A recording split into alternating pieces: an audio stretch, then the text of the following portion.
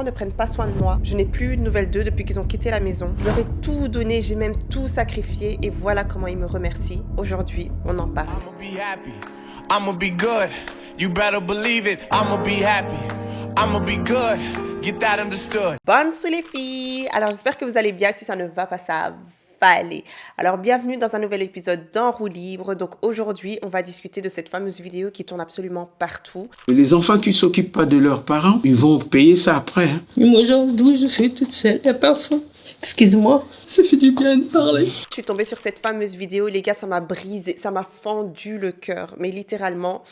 Et à la fin de la vidéo, je décide de re-regarder cette vidéo-là. Je me suis dit, wait a minute, something is not adding up. Et c'est là que je me suis posé la question du pourquoi en fait. Pourquoi? Je me suis dit qu'il n'y a jamais de fumée sans feu. Même le chien ne mord pas la main, n'est pas supposé en tout cas mordre la main qui le nourrit. Alors j'ai aussi vu dernièrement, j'en suis sûre et certaine que vous avez entendu parler de ça, Brooklyn Beckham. Les gars, est-ce qu'on en parle ou pas? Ça a littéralement choqué toute l'Angleterre et tout le monde entier. Et donc là, je me suis posé la question, parents toxiques ou alors enfants ingrats? Alors attention, ma chaîne n'est pas une chaîne gossip ni quoi que ce soit. Personnellement, ça ne m'intéresse pas de donner raison ou tort à l'un ou l'autre partie parce que j'en suis sûre et certaine que chacun a sa version des faits. Mais pour que vous sachiez un petit peu quand même ce qui s'est passé, pour vous donner un petit peu de contexte, Brooklyn, donc l'enfant de David Beckham et de Victoria Beckham, a décidé de laver leur linge sale sur Internet. C'est pas sorti de nulle part, c'est juste que les tabloïds n'ont pas arrêté de constater le fait que Brooklyn ne s'est pas ramené aux 50 ans de son père. Et ça a fait beaucoup de bruit parce que par le passé, ils ont eu toutes sortes de querelles. Donc, ils se sont dit, est-ce que les Beckham ne sont pas encore en train de se battre et machin parce que voilà, ils avaient eu une histoire en 2021, il me semble, une histoire de Kiki et Kaka. Donc, vous aviez Nicolas, qui est la femme de Brooklyn Beckham, qui ne voulait apparemment pas porter la fameuse robe que Victoria Beckham voulait concevoir pour son mariage. Il y a eu ce fameux épisode où Internet s'est littéralement moqué de Victoria Beckham parce qu'elle a littéralement voulu prendre tous les spotlights le jour du mariage de son fils et de Nicolas. En tout cas, aujourd'hui, ce qui m'intéresse, c'est vraiment de pouvoir sortir une conversation de ces fameuses vidéos. Donc, comme je vous l'ai dit, sur ces réseaux, il y a eu ces fameux deux camps. D'un côté, vous aviez ces gens qui étaient là, Brooklyn Beckham, Nepo Baby, ingrat, vraiment, tes parents ont charbonné pour toi et tout ça, et voilà aujourd'hui comment tu les remercies.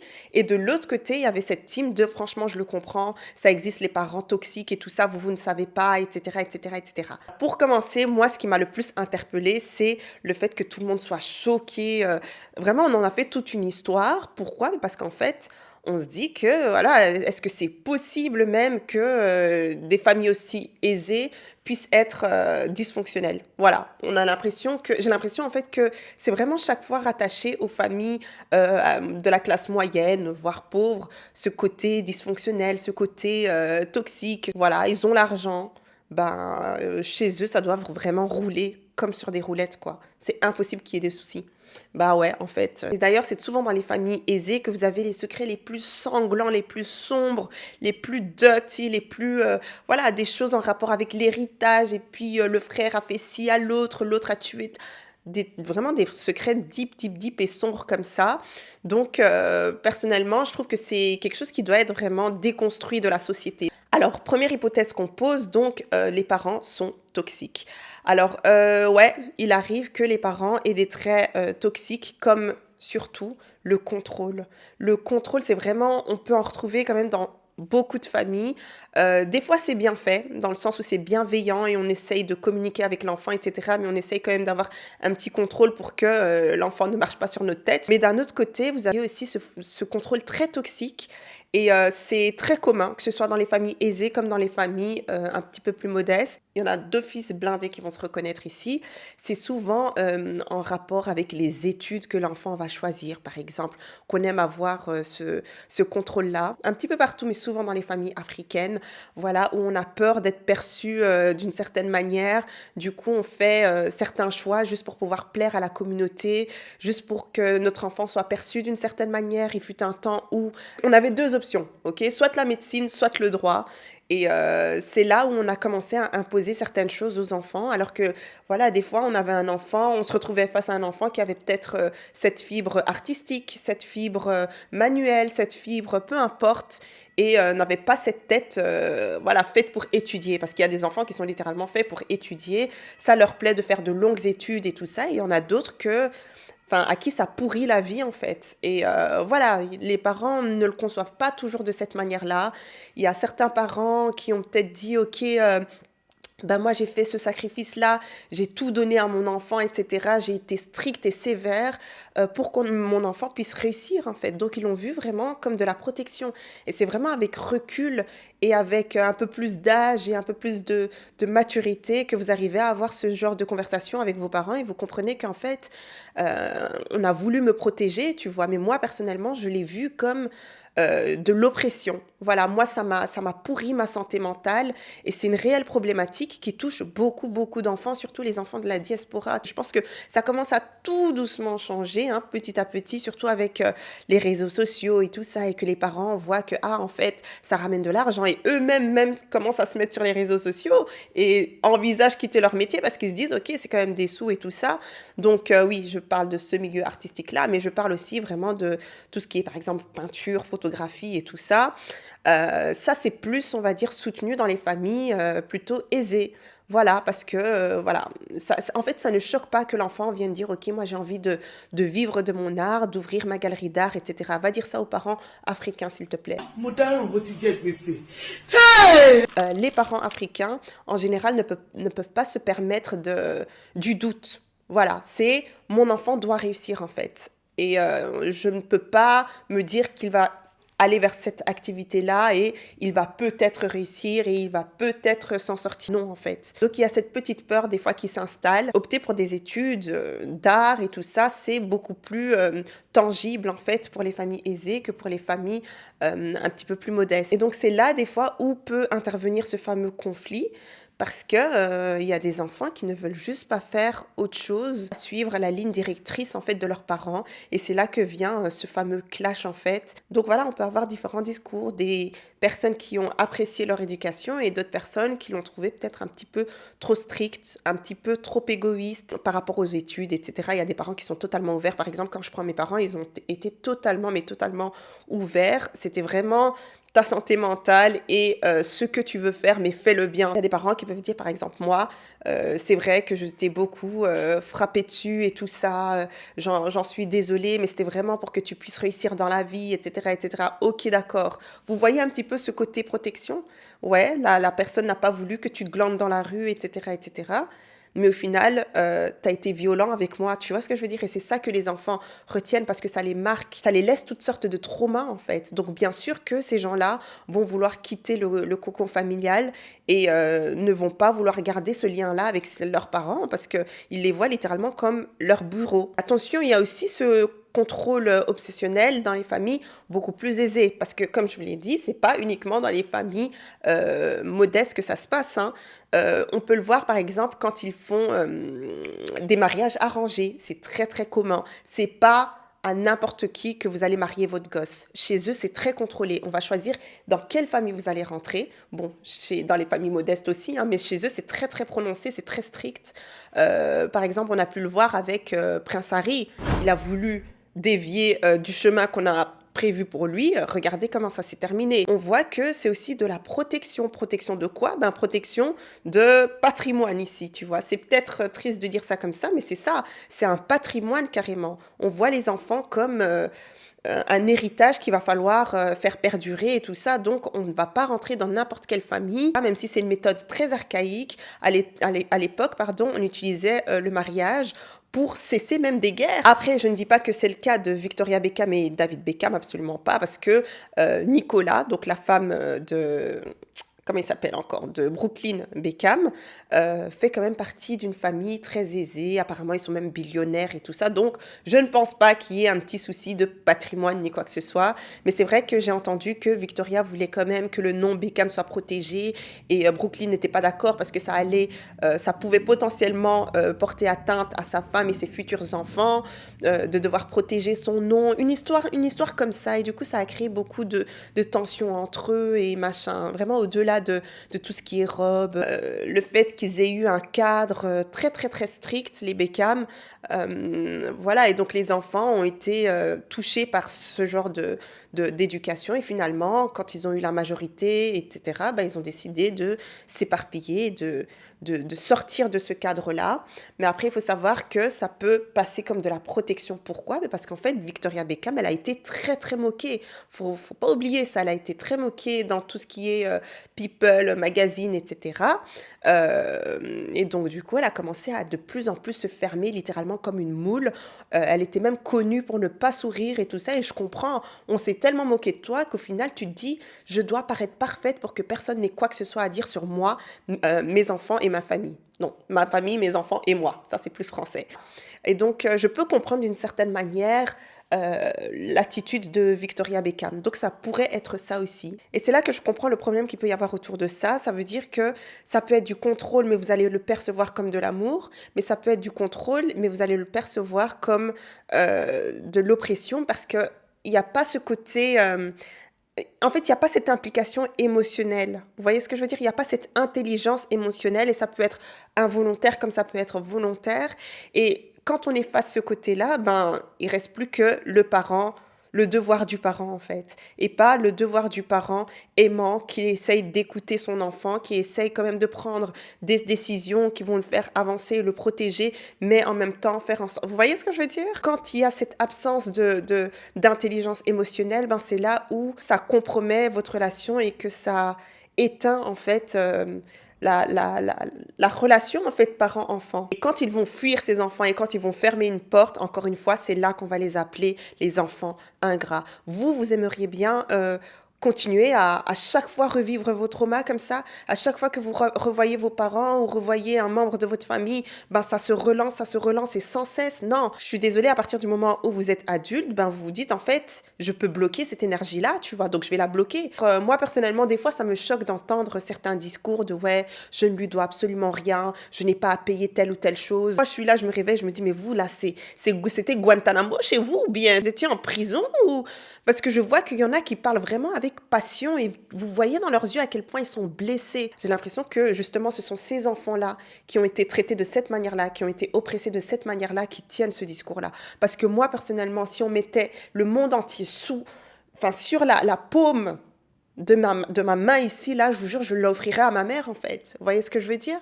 Et pendant longtemps, j'ai essayé de comprendre ce truc de mais pourquoi certaines personnes pensent de cette manière-là. Genre moi, je serais prête à tout offrir, vraiment corps et âme en fait. Tous autres, là, les parents là qui ont été vraiment bienveillants et n'ont jamais demandé ne serait-ce qu'un seul rond, bien sûr qu'on veut leur offrir vraiment le monde entier. Tout le monde n'a pas les mêmes parents. Donc il ne faut pas être rapide à vouloir juger l'un ou l'autre partie. Il y a des parents littéralement qui vont limite demander un salaire à leurs enfants.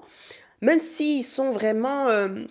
ils voient que leur enfant est en train de se construire ou alors même de souffrir, mais ils vont continuer à appuyer sur ce fameux bouton de « je suis ta mère, tu dois m'aider, tu dois », tu vois. Et ces parents-là, j'ai envie de dire qu'ils méritent quand même un petit peu ce fameux discours de « je leur dois rien, etc. etc. » Ok, on est d'accord, il y en a qui abusent, c'est-à-dire que même quand les parents, je sais pas, décèdent ou quoi que ce soit, t'as l'oncle qui vient de je ne sais où, que tes parents assumaient, ils sont partis à l'étranger et ils se sont dit que bon, il faut absolument que je puisse donner un petit peu d'argent par mois à cet oncle-là, un petit peu d'argent par mois à ce voisin-là, etc.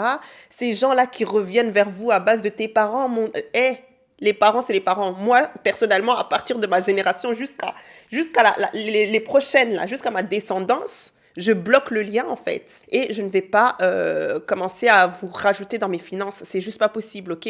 Je te connais ni d'Adam, ni d'Ève. Et à ce moment-là, je peux comprendre. Les cousins de loin, là, tu les as jamais vus. Mais quand il y a le décès de vos parents, c'est là qu'on vient tremper sa main dans la soupe, dans le plaque à lit. Tu vois, non, en fait, retire ta main. Justement, j'ai l'impression que les parents ont été attrapés vraiment par ce lien-là, ont été mis en cage par ce lien-là. Des gens qui ne connaissaient pas forcément ou qui connaissaient, mais tu vois, vite fait ou je ne sais quoi, et qui se sont dit, en fait, il faut que je puisse prendre cette personne-là en charge et... voilà, ils vont essayer de projeter ça sur leurs enfants à base de toi maintenant t'es en âge, tu dois pouvoir prendre soin de moi. Non, en fait, tu vois, non, je n'ai aucune obligation. C'est pas aux enfants de devoir gérer leurs parents. Surtout quand ils construisent leur propre famille, etc.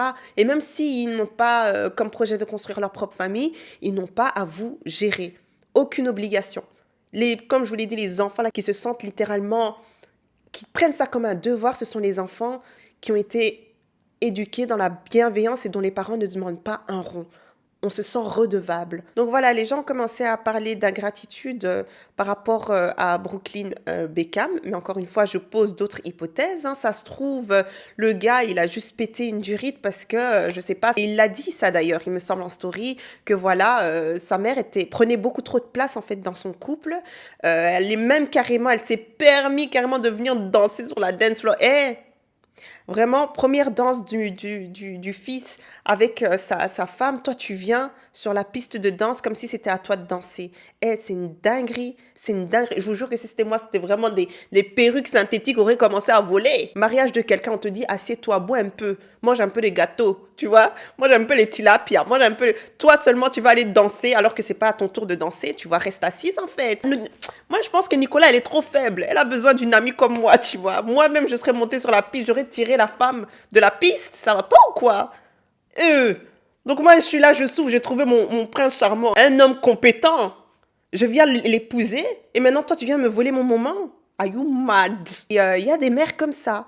Des mères qui n'arrivent juste pas à couper ce fameux cordon. Date ton fils, tu vois. Ou alors, des fois, t'as la maman. Ça aussi, c'est une possibilité. Peut-être Victoria Beckham, qui a juste vu, en fait, le comportement de Nicolas. Et elle s'est dit, en fait...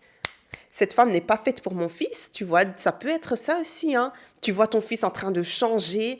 Et voilà, encore une fois, ça peut passer pour de la protection. Mais le fils ne va pas le voir de cette manière-là, parce que le fils, il est amoureux, parce que voilà. Et voilà, l'amour rend aveugle, j'ai envie de dire. Hein. Et d'ailleurs, par rapport à ça, David Beckham, il a répondu, quand on lui a posé la question de ce fameux bif avec son fils, etc., il a dit... bah écoutez, moi je serai toujours là pour mon fils en fait. Et c'est tellement beau et tellement humble et tellement mature en fait d'un parent de devoir dire ce genre de choses. Prendre un petit peu de recul, voir par exemple que son enfant est en train de se casser la gueule, mais de se dire que en fait je serai toujours là. Quoi qu'il arrive, même si l'enfant est contre moi actuellement et il y a des bifs, etc., ils pensent bien faire, parce que les parents, ils ont quand même une certaine sagesse, parce qu'ils ont eu certaines expériences, etc., avant nous. Donc, des fois, ils voient certaines choses qu'on n'est pas capable de voir. Mais les parents qui arrivent à prendre ce recul-là et laisser leur enfant faire ce fameux choix, je trouve ça tellement beau. Et surtout que ces parents-là, encore une fois, comme je l'ai dit, ils seront là derrière, quoi qu'il arrive, à ouvrir leurs bras, à rouvrir leurs portes, si jamais l'enfant revient. Et moi, je dirais même que c'est très dangereux, en fait, de prendre une décision à l'encontre de ses parents. C'est pour ça que, surtout chez nous, dans notre communauté africaine, je dirais même dans ma communauté à moi, ghanéenne, c'est très important d'avoir la bénédiction de ses parents. Parce que, je sais pas, il y a toutes sortes de choses comme ça qui font que, des fois, les choses ne fonctionnent pas, en fait, quand tu n'as pas l'approbation de tes parents.